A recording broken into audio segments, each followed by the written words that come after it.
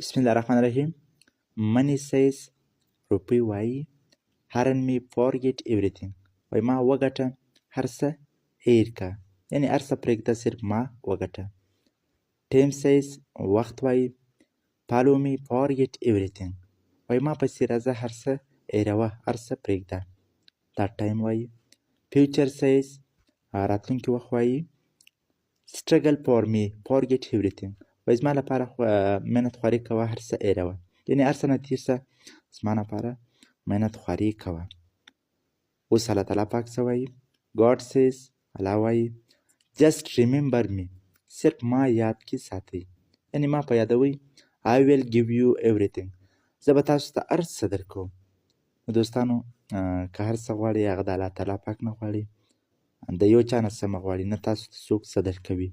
که ځان کامیابول غواړئ په خپله محنت وکړئ، خواري وکړئ، الله تعالی پاک به تاسو کامیابوي. او یعنی الله تعالی پاک په یاد ساتئ، الله پاک به ستاسو هر څه سموي.